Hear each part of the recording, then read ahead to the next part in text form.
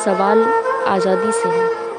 हर साल 15 अगस्त आता है, हम तिरंगा फहराते हैं, राष्ट्रगान गाते हैं और बड़े गर्व से कहते हैं, देखो हमारा भारत आज़ाद है।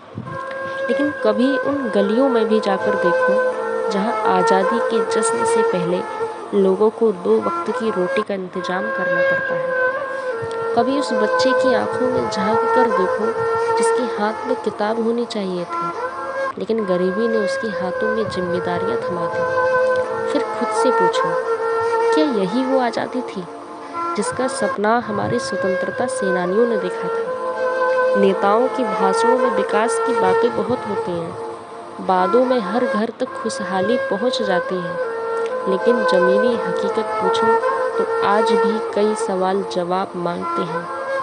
कुर्सियाँ बदलती रही, चेहरे बदलते रहे, नारे बदलते रहे, वादे बदलते रहे, लेकिन आम आदमी की परेशानियाँ क्यों बार बार वहीं की वहीं रह जाती हैं? कब तक हम सिर्फ भाषण सुनेंगे? कब तक सवाल पूछने से डरेंगे? कब तक अपने अधिकारों को सिर्फ कागजों में पढ़कर संतुष्ट हो जाएंगे? अब समय है कि देश का युवा जागे, किसी पार्टी के लिए नहीं, अपने देश के भविष्य के लिए।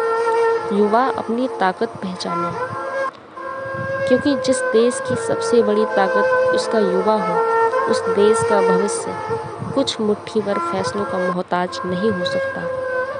सवाल करना विद्रोह नहीं है, अपने अधिकारों को जानना देशद्रोह नहीं है, और बेहतर भारत की मांग करना किसी सरकार के खिलाफ होना नहीं है, बल्कि अपने देश के प्रति जिम्मेदारी है। जिस दिन हर युवा आंखें खोलकर सवाल करेगा, हर नागरिक अपने अधिकार और कर्तव्य समझेगा, हर बच्चा शिक्षा पाएगा, हर परिवार को मूलभूत सुविधाएं मिलेंगी और हर इंसान सम्मान के साथ जी पाएगा, उस दिन हम सिर्फ आज़ादी का जश्न नहीं मनाएंगे, उस दिन हम कहेंगे, हाँ, अब इस आज़ादी का मतलब सच में पूरा हुआ है। क्योंकि याद रखिए, देश सिर्फ नेताओं से नहीं बनता, देश बनता है उसके जागरूक नागरिकों से। और आज़ादी का सबसे बड़ा प्रमाण तिरंगे का लहराना नहीं, बल्कि हर भारतीय का सम्मान, अधिकार और अवसर के साथ जी पाना है। जय हिंद, जय भारत।